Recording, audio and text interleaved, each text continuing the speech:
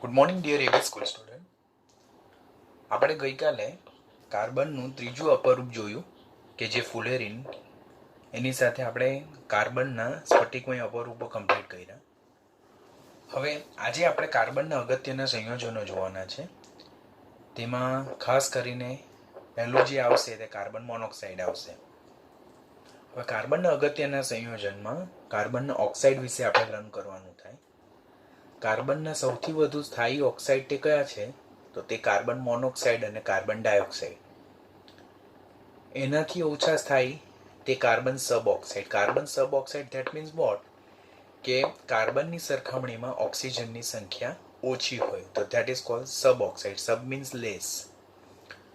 તો તે ઓછા સ્થાયી છે, લાઈક C3O2, C5O2, C12O19. તેમાં C3O2 નું બંધારણ આપણે રેડોક્સ ચેપ્ટરમાં ઓલરેડી જોઈ ગયેલા છે. તો redox point of view that's a important question કે કાર્બન સબ ઓક્સાઇડમાં કાર્બનનું ઓક્સિડેશન આંક અનુક્રમે dash comma dash comma dash એવો ક્વેશ્ચન આવે છે. આપણે ઓલરેડી રેડોક્સમાં લર્ન કર્યું છે.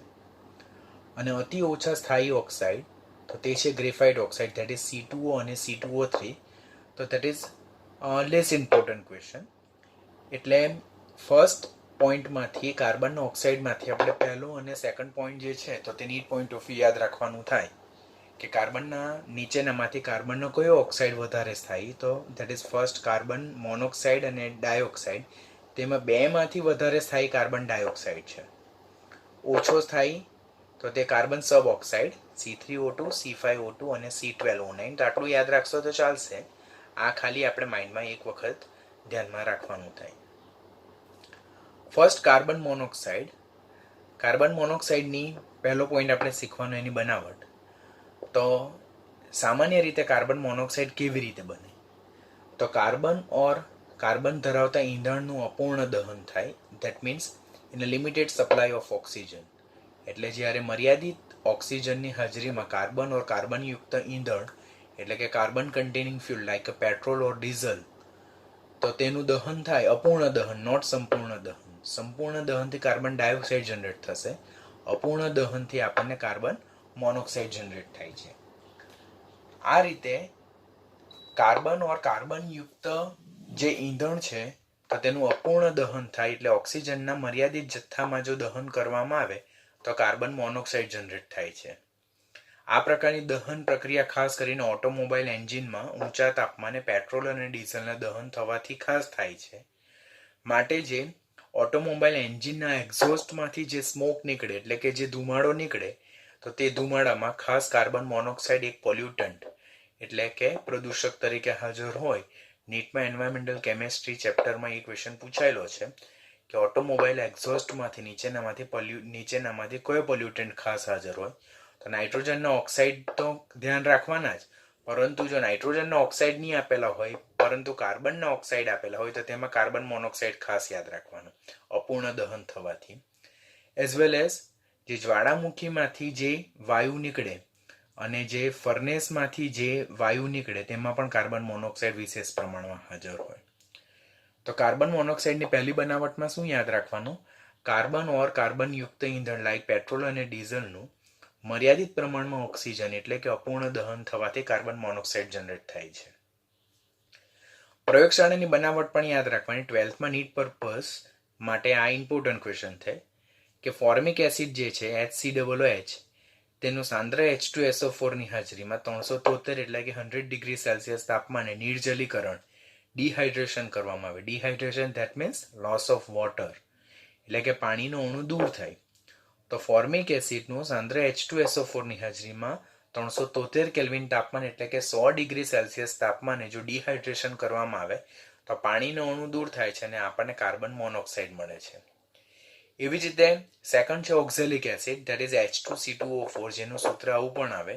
તેનું પણ સેમ પ્રોસેસ દ્વારા જો પ્રક્રિયા કરવામાં આવે એટલે કોન્સન્ટ્રેટેડ H2SO4 સાથે ઊંચા તાપમાને પ્રક્રિયા કરવામાં આવે તો ઓક્ઝેલિક એસિડનું પણ ડિહાઇડ્રેશન થશે, નિર્જલીકરણ થશે અને આપણને અહીંયા carbon monoxide, carbon dioxide plus H2O દૂર થાય. ફોર્મિક એસિડથી આપણને ફક્ત કાર્બન મોનોક્સાઇડ મળે, જ્યારે ઓક્ઝેલિક એસિડથી આપણને કાર્બન મોનોક્સાઇડ અને ડાયોક્સાઇડ બંનેની પજ મળે છે. સાથે સાથે પાણીનો અણુ દૂર થાય છે એટલે it is one kind of dehydration process. એટલે લેબમાં ઓક્ઝેલિક એસિડ અને ફોર્મિક એસિડનું કોન્સન્ટ્રેટેડ H2SO4 ની હાજરીમાં 100 ડિગ્રી સેલ્સિયસ તાપમાને ડિહાઇડ્રેશન પ્રોસેસ દ્વારા બી કાર્બન મોનોક્સાઇડ મેળવી શકાય છે. લેબ પ્રિપરેશનમાં potassium ferrocyanide that is K4FeCN6 it's not ferricyanide. Ferrocyanide તો K4FeCN6 ની H2SO4 સાથે જો પ્રક્રિયા કરવામાં આવે તો એનાથી પણ કાર્બન મોનોક્સાઇડ મળે છે. રિએક્શન આખું તમે યાદ નહીં રાખો તો ચાલે, પરંતુ આના H2SO4 સાથેની પ્રક્રિયાથી આપણને કાર્બન મોનોક્સાઇડ જનરેટ થાય છે, તો તે પ્રોસેસ આપણે યાદ રાખવાની થાય. કમર્શિયલ પ્રિપરેશન એટલે કે ઇન્ડસ્ટ્રીયલ પ્રિપરેશન, જેને ઔદ્યોગિક બનાવટ પણ કહેવામાં આવે, વિપુલ પ્રમાણમાં કાર્બન મોનોક્સાઇડ જો જનરેટ કરવો હોય તો હાઉ કેન વી પ્રોડ્યુસ, તો તે ઓલરેડી આપણે હાઇડ્રોજન ચેપ્ટરમાં ડિટેલમાં લર્ન કર્યું છે કે લાલ ચોળ કોલસો એટલે કે રેડ હોટ કોલ એટલે ગરમ કરેલ લાલ કોલસા પરથી જ્યારે પાણીની વરાળ પસાર કરવામાં આવે એટ 1273 કેલ્વિન ટેમ્પરેચર યાદ રાખવાનું. કોના પરથી? તો ગરમ કરેલા કોલસા પરથી પાણીની વરાળ પસાર કરવાથી આપણને કાર્બન મોનોક્સાઇડ અને H2 વાયુનું મિશ્રણ મળે છે, જેને જળવાયુ કહેવામાં આવે છે. તો અહીંયાથી ક્વેશ્ચન પૂછાય કે જળવાયુ કેટલા તાપમાને જનરેટ થાય? તો લાલ કરેલા કોલસા પરથી પાણીની વરાળ 1273 કેલ્વિન તાપમાને ગરમ કરવાથી કાર્બનનું ઓક્સિડેશન થશે અને કાર્બન મોનોક્સાઇડ પ્લસ H2 વાયુનું મિશ્રણ મળશે, જેને શું કહેવામાં આવે છે? જળવાયુ. એને વોટર ગેસ પણ કહેવામાં આવે, એને સંશ્લેષિત વાયુ પણ કહેવામાં આવે, સિન્થેસિસ ગેસ પણ કહેવામાં આવે અને સાઇન ગેસ પણ કહેવામાં આવે, બીકોઝ એ ઘણા બધા હાઇડ્રોકાર્બન સંયોજનો લાઇક મિથેનોલ છે, અન્ય એસિડ છે, તેની સંયોજનની બનાવટમાં એ ખાસ વપરાય, માટે એને સિન્થેસિસ ગેસ ઓર સંશ્લેષિત વાયુ ઓર સાઇન ગેસ પણ કહેવામાં આવે. તો ક્વેશ્ચન પૂછવામાં આવે કે સાઇન ગેસ એ નીચેનામાંથી કયા વાયુનું મિશ્રણ છે? તો સાઇન ગેસ એ કાર્બન મોનોક્સાઇડ અને હાઇડ્રોજન વાયુનું મિશ્રણ છે. કેવી રીતે બનશે? ગરમ કરેલા કોલસા પરથી પાણીની વરાળ 1273 કેલ્વિન તાપમાને પસાર કરવાથી કાર્બન મોનોક્સાઇડ અને H2 વાયુનું મિશ્રણ મળે, જેને જળવાયુ કહેવામાં આવે. હવે આ પાણીની વરાળની જગ્યાએ જો લાલ કરેલા કોલસા પરથી હવાનું મિશ્રણ પસાર કરવામાં આવે, આપણને ખ્યાલ છે કે હવામાં મુખ્યત્વે નાઇટ્રોજન વાયુ હોય અને ત્યાર પછી ઓક્સિજન વાયુ હોય. તો જ્યારે ગરમ કરેલા કોલસાની હવા સાથે પ્રક્રિયા કરવામાં આવે આટલા જ તાપમાને, તો આપણને જળવાયુની જગ્યાએ કાર્બન મોનોક્સાઇડ અને નાઇટ્રોજન વાયુનું મિશ્રણ મળે, જેને ઉત્પાદક વાયુ એટલે કે પ્રોડ્યુસર ગેસ કહેવામાં આવે. Both questions are important. Water gas is a composition or it's composed of carbon monoxide and dihydrogen gas, while producer gas is a mixture of carbon monoxide and dinitrogen gas. તો અહીંયા આ જળવાયુ છે, આ ઉત્પાદક વાયુ છે. જળવાયુ એ કાર્બન મોનોક્સાઇડ અને હાઇડ્રોજન વાયુનું મિશ્રણ છે. ઉત્પાદક વાયુ એ કાર્બન મોનોક્સાઇડ અને નાઇટ્રોજન વાયુ મિશ્રણ છે, અને સંશ્લેષિત વાયુ સાઇન ગેસ કહેવાય અને પ્રોડ્યુસર ગેસ કહેવાય. બંને નીટ લેવલના ઇમ્પોર્ટન્ટ ક્વેશ્ચન છે, ધ્યાન રાખવાના. હવે આ રીતે જે કાર્બન મોનોક્સાઇડ મળે છે તેનું જો સંપૂર્ણ દહન કરવામાં આવે, એટલે એને જો વધુ પ્રમાણમાં ઓક્સિજનનો જથ્થો પ્રાપ્ત થાય, તો એ કાર્બન મોનોક્સાઇડ ફર્ધર ઓક્સિડેશન પામીને શેમાં કન્વર્ટ થાય છે? કાર્બન ડાયોક્સાઇડમાં કન્વર્ટ થાય છે. During this both process we are having carbon monoxide. હવે એ કાર્બન મોનોક્સાઇડને જો ઓક્સિજનનો પૂરતો જથ્થો મળવામાં આવે તો એ કાર્બન મોનોક્સાઇડનું સંપૂર્ણ દહન શેમાં થાય? કાર્બન ડાયોક્સાઇડ થાય અને કાર્બનના વધુ સ્ટેબલ ઓક્સાઇડમાં રૂપાંતર પામે. ડ્યુરિંગ ધીસ પ્રોસેસ -566 એટલે કે 566 કિલો જૂલ પ્રતિ મોલ જેટલી ઉષ્મા મુક્ત થાય છે. એટલે delta H of reaction is minus here. Minus sign શું ઇન્ડિકેટ કરે છે? આ પ્રક્રિયા દરમિયાન ઉષ્મા મુક્ત થાય છે. આ પ્રક્રિયા ઉષ્માક્ષેપક છે. It's a kind of exothermic reaction. એટલે કાર્બન મોનોક્સાઇડની વધુ પડતા ઓક્સિજનની હાજરીમાં સંપૂર્ણ દહન થતાં કાર્બન મોનોક્સાઇડનું ઓક્સિડેશન થઈને કાર્બન ડાયોક્સાઇડ મળશે. પ્રક્રિયા ઉષ્માક્ષેપક છે, વિપુલ પ્રમાણમાં ઉષ્મા મુક્ત થાય. પરિણામે આ જે પ્રક્રિયા છે તે જળવાયુ અને ઉત્પાદક વાયુ એ મહત્વના શું છે? ફ્યુલ ગેસ છે, ઈંધણ વાયુ છે. જળવાયુ અને ઉત્પાદક વાયુ એ મહત્વના ફ્યુઅલ ગેસીસ, ઈંધણ વાયુ છે. શા માટે ફ્યુઅલ ગેસીસ ઓર ઈંધણ વાયુ?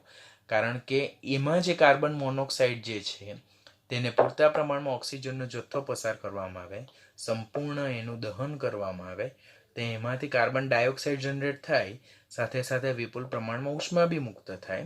એટલે એ ઉર્જા આપણને પ્રોવાઈડ કરે છે. It is providing energy to અસ.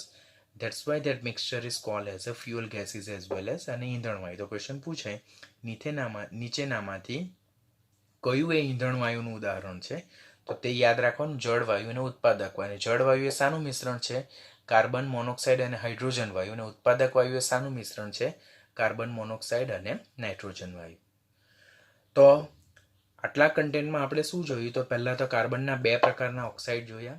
સૌથી વધુ સ્થાયી એ કાર્બન મોનોક્સાઇડ અને ડાયોક્સાઇડ. તેમાં વધારે સ્થાયી કાર્બન ડાયોક્સાઇડ. કાર્બનની +4 ઓક્સિડેશન અવસ્થા વધારે સ્થાયી છે માટે. ઓછા સ્થાયી એવા કાર્બન સબ ઓક્સાઇડ. શા માટે સબ ઓક્સાઇડ? બીકોઝ કાર્બનની સરખામણીમાં ઓક્સિજનની સંખ્યા અહીંયા ઓછી છે માટે એ યાદ રાખવાના આપણે. બનાવટ પહેલું ગરમ કરેલા કોલસા પરથી ઓર કાર્બનયુક્ત દહન જે છે, બરાબર, એટલે કે કાર્બન અને કાર્બન યુક્ત જે ઈંધણ છે તેનું અપૂરતું દહન કરવામાં આવે તો કાર્બન મોનોક્સાઇડ બને. ખાસ કરીને ઓટોમોબાઈલના એક્ઝોસ્ટમાંથી કાર્બન મોનોક્સાઇડ આ પ્રોસેસ દ્વારા જનરેટ થાય. લેબમાં ફોર્મિક એસિડ અને ઓક્ઝેલિક એસિડનું કોન્સન્ટ્રેટેડ H2SO4ની હાજરીમાં 373 કેલ્વિન ટેમ્પરેચર પર ડિહાઇડ્રેશન કરવાનું, નિર્જલીકરણ પ્રોસેસ કરવાની. પોટેશિયમ ફેરોસાયનાઇડની H2SO4 સાથે પ્રક્રિયા થતાં બી આપણને કાર્બન મોનોક્સાઇડ જનરેટ થાય. ઔદ્યોગિક બનાવટમાં જળવાયુ અને ઉત્પાદક વાયુ કેવી રીતે મળે? તો જ્યારે ગરમ કરેલા કોલસા પરથી પાણીની વરાળ 1273 કેલ્વિન તાપમાને પસાર કરવામાં આવે તો જળવાયુ મળે. અને પાણીની વરાળની જગ્યાએ જો હવા પસાર કરવામાં આવે તો આપણને ઉત્પાદક વાયુ મળે. આ રીતે જે કાર્બન મોનોક્સાઇડ મળે તેનું સંપૂર્ણ ઓક્સિજનની હાજરીમાં જો વધુ પડતા ઓક્સિજનની હાજરીમાં જો સંપૂર્ણ દહન થાય, એટલે કે એનું ઓક્સિડેશન થાય તો CO2 મળે. પ્રક્રિયા દરમિયાન વિપુલ પ્રમાણમાં ઉષ્મા મુક્ત થાય. એ સ્ટ્રોંગલી એક્ઝોથર્મિક રિએક્શન છે, ઉષ્માક્ષેપક પ્રક્રિયા છે. માટે આ જે બંને રિએક્ટન્ટ મિક્સચર જે છે તેને આપણે ફ્યુઅલ ગેસીસ તરીકે પણ ઓળખીએ છીએ. હવે કાર્બન મોનોક્સાઇડની બનાવટ જોઈ ગયા બાદ એનું બંધારણ, ઇમ્પોર્ટન્ટ પોઈન્ટ. કાર્બન મોનોક્સાઇડમાં આપણી પાસે 2 તત્વો છે, કાર્બન અને એક ઓક્સિજન. તેમાં કાર્બન અને ઓક્સિજન વચ્ચે ટ્રિપલ બોન્ડનું નિર્માણ થાય છે. હવે આ ટ્રિપલ બોન્ડનું નિર્માણ ઘણી બધી બુકમાં ડબલ બોન્ડ દર્શાવેલું છે, પરંતુ આપણે નીટ પોઈન્ટ ઓફ વ્યૂ શીખીએ છીએ તો તે યાદ રાખવાનું કાર્બન અને ઓક્સિજન વચ્ચે ટ્રિપલ બોન્ડનું નિર્માણ થાય છે. અને તેમાં કાર્બન જે છે તો તે કેવું બને છે? આંશિક ઋણ વીજભારિત બને છે અને ઓક્સિજન એ આંશિક ધન વીજભારિત બને છે. બીકોઝ ઓક્સિજન પાસેનો જે ઇલેક્ટ્રોન છે તે કાર્બન તરફ શિફ્ટ થાય છે. તો આ રેઝોનન્સ બંધારણ તમારે ખાસ યાદ રાખવાનું છે, તમને ઇઝીલી યાદ આવશે નહીં. તેમાં કાર્બન અને ઓક્સિજન બંને પાસે લોન પેર ઓફ ઇલેક્ટ્રોન જે છે તો તે sp હાઇબ્રિડાઇઝ ઓર્બિટલમાં હોય. તો ફર્સ્ટ કે જે કોમનલી તમને નહીં આવડશે તે આયરું આ બંધારણ હશે. તો કાર્બન મોનોક્સાઇડમાં કાર્બન અને ઓક્સિજન વચ્ચે single bond, double bond, triple bond કયો બોન્ડ જોવા મળે? તો triple bond. Carbon having minus and oxygen having plus charge, both having one lone pair of electron in sp hybridized orbital. What is the shape of this carbon monoxide molecule? તો that's a linear, એટલે કે રેખીય અણુ છે. અત્યારે જ તમે chemical bonding chapter જોયું તો તેમાં એ પોઈન્ટ તમે શીખ્યા હશો. કાર્બન અને ઓક્સિજનનું સંકરણ sp સંકરણ જોવા મળે. કાર્બન અને ઓક્સિજન વચ્ચે એક સિગ્મા બંધ અને 2 પાય બંધનું નિર્માણ જોવા મળે છે. હવે કાર્બન મોનોક્સાઇડમાં કાર્બન પાસે લોન પેર ઓફ ઇલેક્ટ્રોન છે, એટલે એક અબંધકારક ઇલેક્ટ્રોન યુગ્મની હાજરી છે, બંને પાસે છે. પરિણામે એક અબંધકારક ઇલેક્ટ્રોન યુગ્મનું કોઈને દાન કરી શકે છે. માટે કાર્બન મોનોક્સાઇડ કયા તરીકે વર્તે છે? લુઈસ બેઝ તરીકે વર્તે છે ઓર લિગાન્ડ તરીકે વર્તે છે. લિગાન્ડ એટલે શું? તો ligand that means negative charge species, એટલે કે જે ઇલેક્ટ્રોન યુગ્મનું દાન કરી શકે, ઓર તટસ્થ અણુ જેની પાસે બી અબંધકારક ઇલેક્ટ્રોન યુગ્મ હોય, એટલે ઇલેક્ટ્રોન યુગ્મનું દાન કરી શકે એવા નેગેટિવ સ્પીસીસ ઓર ન્યુટ્રલ મોલેક્યુલ્સ. તો તેવા જે સ્પીસીસ છે તેને લિગાન્ડ તરીકે કહેવામાં આવે. તમે કોમ્પ્લેક્સ ચેપ્ટર શીખશો તેમાં વધારે ડિટેલમાં આવશે. તો કાર્બન મોનોક્સાઇડ તટસ્થ લિગાન્ડ છે. તટસ્થ લિગાન્ડ શા માટે? બીકોઝ ઇલેક્ટ્રોન યુગ્મનું દાન કરે. શા માટે ઇલેક્ટ્રોન યુગ્મનું દાન કરે? બીકોઝ એમાં કાર્બન અને ઓક્સિજન બંને પાસે લોન પેર ઓફ ઇલેક્ટ્રોન છે. તેમાં કાર્બન ખાસ ડોનેટ કરવાની વૃત્તિ ધરાવે. આમ કાર્બન મોનોક્સાઇડ એ લુઈસ બેઝ અને એક લિગાન્ડ તરીકે વર્તે. અને ધાતુ, ખાસ કરીને ટ્રાન્ઝિશન મેટલ એટલે ડી વિભાગના સંક્રાંતિ ધાતુ તત્વો જે છે જેમની પાસે ડી ઓર્બિટલ છે, ખાલી સ્ટેટમાં ડી ઓર્બિટલ હોય, જે ઇલેક્ટ્રોન યુગ્મનો સ્વીકાર કરી શકે, તો તેમની સાથે પ્રક્રિયા કરીને કોઓર્ડિનેશન બોન્ડ એટલે કે સવર્ગ સહસંયોજક બંધ રચે અને ધાતુના અનુવર્તી કાર્બોનિલ સંયોજનો રચે, જેને આ રીતે દર્શાવવામાં આવે. તો અહીંયા કાર્બન જે છે તેની પાસે લોન પેર ઓફ ઇલેક્ટ્રોન જે છે, તો તે લોન પેર ઓફ ઇલેક્ટ્રોન કોને આપવામાં આવે? મેટલને આપવામાં આવે. M4 મેટલ, એ મેટલ કયું હશે? સંક્રાંતિ ધાતુ તત્વ એટલે ડી વિભાગનું તત્વ હશે, જે કાર્બન પાસેથી લોન પેર ઓફ ઇલેક્ટ્રોનને સ્વીકાર કરશે. માટે કાર્બન અહીંયા લુઈસ બેઝ તરીકે વર્તે, લિગાન્ડ તરીકે વર્તે, અને જે ધાતુ જે છે સંક્રાંતિ ધાતુ, તો તે લુઈસ એસિડ તરીકે વર્તે, બીકોઝ એ આની પાસેથી ઇલેક્ટ્રોન યુગ્મનો સ્વીકાર કરે. કોઓર્ડિનેશન બોન્ડનું નિર્માણ થાય છે, સવર્ગ સહસંયોજક બંધ બને છે, જે ક્યાંથી ક્યાં તરફ ડાયરેક્ટેડ થયેલો હોય? કાર્બનથી મેટલ તરફ ડાયરેક્ટેડ થયેલો હોય, બીકોઝ લોન પેર ડોનર કોણ છે? અહીંયા કાર્બન છે, અને lone pair acceptor, lone pair of electron acceptor કોણ છે? અહીંયા ધાતુ છે. આમ કાર્બન મોનોક્સાઇડનું બંધારણ વિશે ખાસ ધ્યાન આપવાનું તમારે. કાર્બન અને ઓક્સિજન વચ્ચે ટ્રિપલ બોન્ડ જોવા મળે, તેમાં 2 પાઈ બોન્ડ અને 1 sigma bond. Carbon having negative charge, oxygen having positive charge, both having loan pair of electron. Carbon અને ઓક્સિજન બંનેનું સંકરણ sp, આકાર એનો રેખીય અણુ છે, અને કાર્બન પાસે અબનકારક ઇલેક્ટ્રોન યુગ્મની હાજરી હોવાને કારણે તે ઇલેક્ટ્રોન યુગ્મનું દાન કરી શકે, માટે લુઈસ બેઝ તરીકે વર્તે અને તટસ્થ લિગાન્ડ તરીકે વર્તે. કોની સાથે સંયોજાય? તો ખાસ કરીને સંક્રાંતિ ધાતુ તત્વો સાથે સંયોજાય અને સવર્ગ સહસંયોજક એટલે કોઓર્ડિનેશન બોન્ડ બનાવશે અને ધાતુના અનુવર્તી કાર્બોનિલ સંયોજનો બનાવશે. આપણે રાસાયણિક ગુણધર્મોમાં અગાડી ડિટેલમાં પાછા એ શીખવાના છે.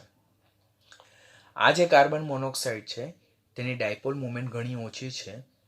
that is due to back donation of pair of electron from the more electronegative oxygen atom to the carbon atom. બરાબર? એટલે બેક ડોનેશનને લીધે જે આ ડાયપોલ મુવમેન્ટ જે છે કાર્બન મોનોક્સાઇડની ઘણી ઓછી જોવા મળે છે. અહીંયા જો કાર્બન અને ઓક્સિજનમાં oxygen should be minus and carbon should be plus, પણ અહીંયા બેક ડોનેશનને કારણે કાર્બન હેવિંગ નેગેટિવ ચાર્જ અને oxygen having positive charge. Due to that reason dipole movement of carbon monoxide is very low. આ તમારે ખાસ કોમ્પિટિટિવ પોઈન્ટ ઓફ વ્યૂ યાદ રાખવાનું, તમને એક્ઝામ વખતે યાદ નહીં આવશે. તો that's about the structure of carbon monoxide. Now what is a property, એટલે ગુણધર્મો શું છે? તો આપણને ખબર જ છે કે ઓક્સાઇડ વિશે આપણે પીરિયોડિસિટી ચેપ્ટર જોયું, તો નીચેનામાંથી કયા ઓક્સાઇડ તટસ્થ પ્રકારના છે? તો એમાં પહેલું કાર્બન મોનોક્સાઇડ જોયું, તેમાં H2O પણ જોયું, એમાં N2O પણ જોયું અને NO પણ જોયું.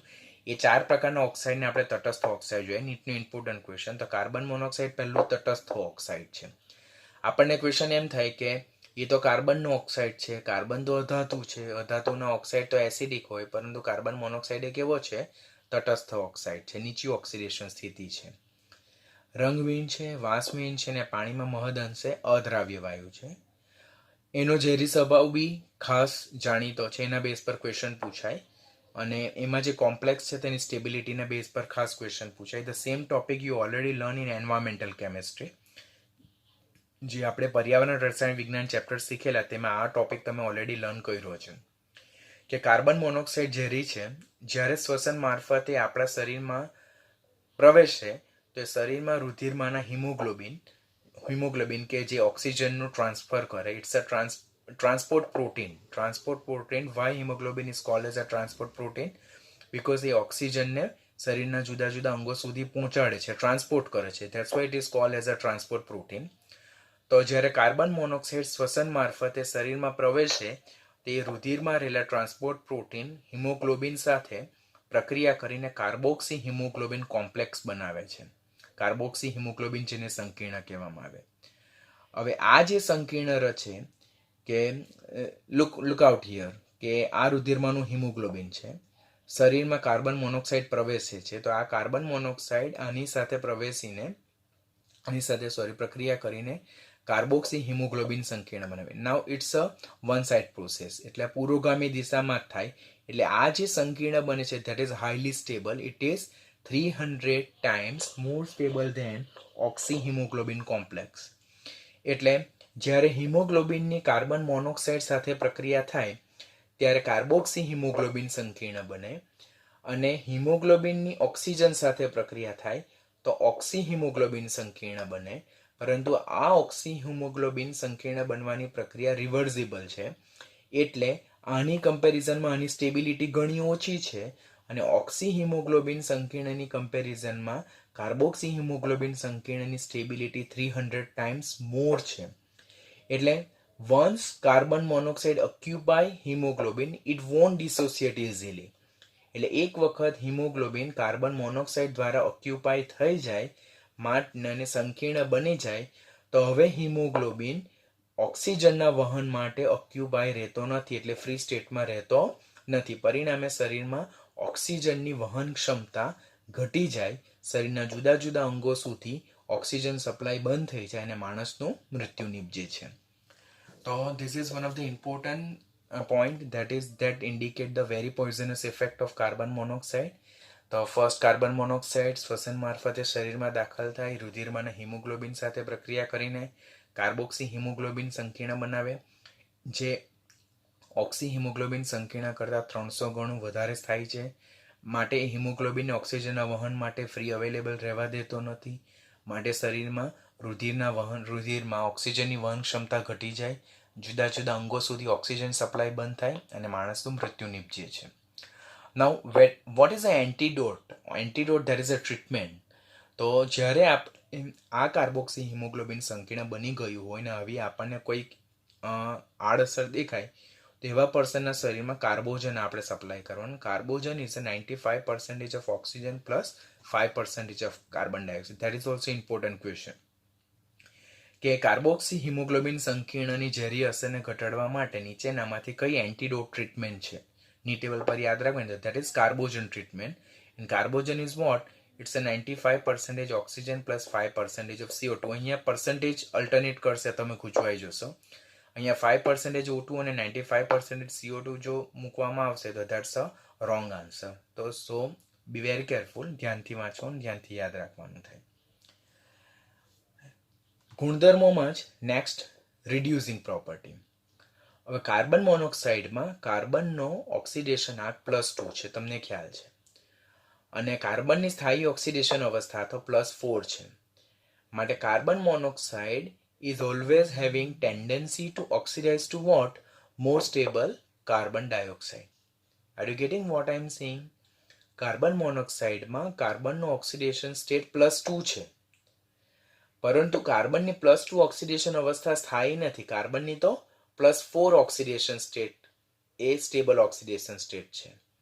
માટે કાર્બન મોનોક્સાઇડની હંમેશા વૃત્તિ +2 માંથી +4 માં ઓક્સિડેશન પામવાની હોય, +2 માંથી +4 માં ઓક્સિડેશન પામવાની હોય. During this process it is going to oxidise. That means એ ઓક્સિડેશન પામે છે, માટે એ પ્રબળ રિડક્શન કરતા સ્વભાવ ધરાવે છે. આમ કાર્બન મોનોક્સાઇડ સરળતાથી વધુ સ્થાયી એવા કાર્બન ડાયોક્સાઇડમાં ઓક્સિડેશન પામતું હોવાથી તે પ્રબળ રિડક્શન કરતા તરીકે વર્તે.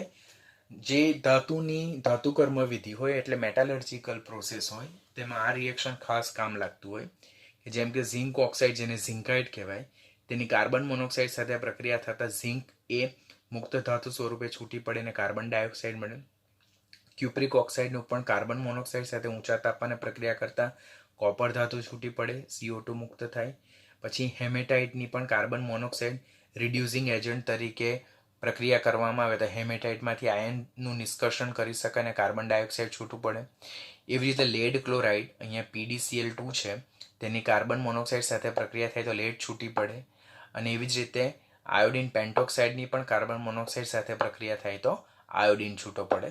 ડ્યુરિંગ સચ ઓલ પ્રોસેસ, એટલે આ જે 5 પ્રક્રિયા અહીંયા દર્શાવી છે તેમાં કાર્બન મોનોક્સાઇડનું કાર્બન ડાયોક્સાઇડમાં ઓક્સિડેશન થાય છે. માટે આપેલ પ્રક્રિયામાં કાર્બન મોનોક્સાઇડ પોતે કયા તરીકે વર્તે છે? એ રિડક્શન કરતા તરીકે વર્તે છે, એટલે કે એનું પોતાનું શું થાય છે? ઓક્સિડેશન થાય છે. આટલું લર્ન કરી ગયા બાદ નેક્સ્ટ ટોપિક જે છે રાસાયણિક ગુણધર્મોમાં જ, તો તે છે ધાતુના કાર્બોનિલ. જસ્ટ ઓનલી આપણે લર્ન કર્યું તે કે કાર્બન મોનોક્સાઇડમાં કાર્બન પાસે અને ઓક્સિજન પાસે બંને પાસે લોન પેર ઓફ ઇલેક્ટ્રોન, એટલે કે અબંધકારક ઇલેક્ટ્રોન યુગ્મ છે, જેને કારણે કાર્બન એ અબંધકારક ઇલેક્ટ્રોન યુગ્મ ડોનેટ કરવાની વૃત્તિ ધરાવે, એટલે લુઈસ બેઝ તરીકે વર્તે અને લિગાન્ડ તરીકે વર્તે. જ્યારે કોઈ ધાતુ લાઈક અ સંક્રાંતિ ધાતુ તત્વો ટ્રાન્ઝિશન મેટલ એના સંપર્કમાં આવે તો transition metal A loan pair of electron carbon monoxide પાસે સ્વીકારવાની વૃત્તિ રાખે અને લુઈસ એસિડ તરીકે વર્તે, જ્યારે carbon monoxide lone pair of electron એ ધાતુને આપવાની વૃત્તિ રાખે માટે લુઈસ બેઝ તરીકે વર્તે અને તટસ્થ લિગાન્ડ તરીકે વર્તે. Same question you are going to face in metallurgy chapter as well. એટલે કે 12મા ધોરણમાં ધાતુ કર્મ વિધિ ચેપ્ટરમાં મોન્ડ કાર્બોનિલ પ્રોસેસમાં તમને પાછું આવશે. Better way you learn this time only. ધાતુના કાર્બોનિલ એટલે કે આયન છે, કોબાલ્ટ છે. અહીંયા કાર્બન મોનોક્સાઇડ નથી, it's a cobalt, capital C small O.